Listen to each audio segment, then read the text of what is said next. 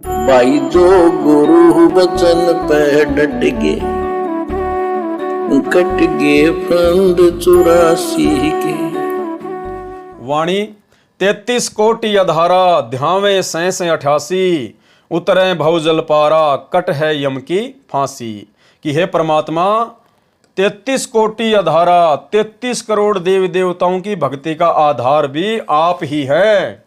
और ध्यावे सैं 88, आपका ध्यान, आपकी पूजा 88,000 ऋषि भी करते हैं। उतरे भवजल पारा, कट है यम की फांसी।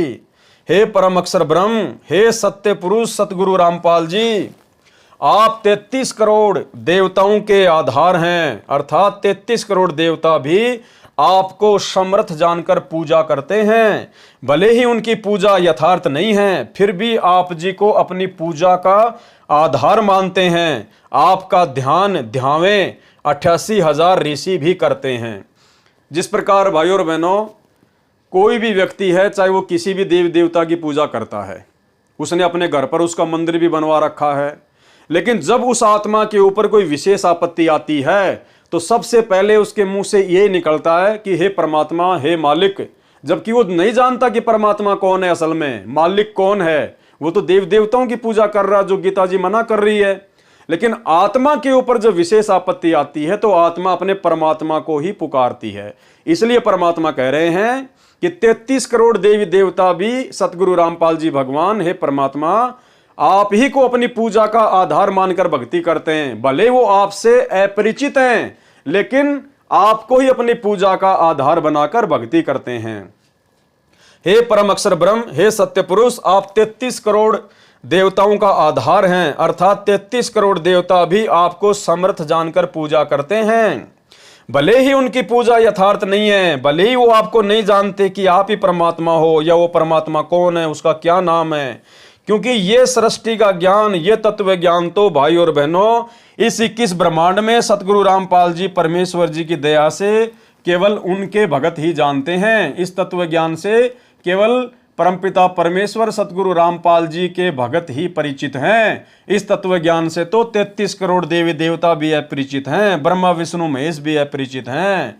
तो सोचिए आप और हम कितनी खुश नसीब, कितनी वीवीआईपी आत्माएं हैं। और भाई और बहनों, अब यदि हमारा पैर फिसल गया ये परमात्मा मिलने के बाद भी, ये अमृत ज्ञान मिलने के बाद भी, तो फिर अनंत युगों तक परमात्मा हमें दोबारा नहीं संभालेगा। तो जिस इंपॉर्टेंट वस्तु का, जिस परमात्मा का 33 करोड़ देवताओं को भी ज्ञान नहीं है, ब्रह्मा विष्णु महेश को भी ज्ञान नहीं है, वो ज्ञान परमेश्वर ने आज धरती पर प्रकट होकर आप और हमें दे दिया।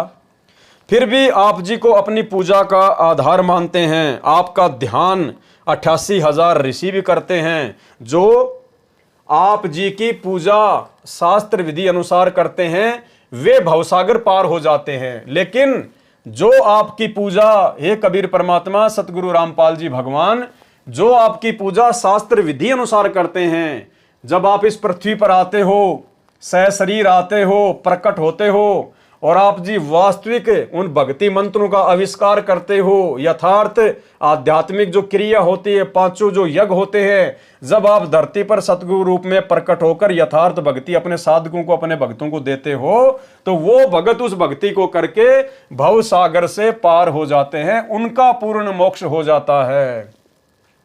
अर्थात उनका पूर्ण मोक्ष हो जाता है। उन साधकों के पाप कर्मों के बंधन रूपी फांस आप जी के सतनाम तथा सारनाम के सुमरण से कट जाते हैं।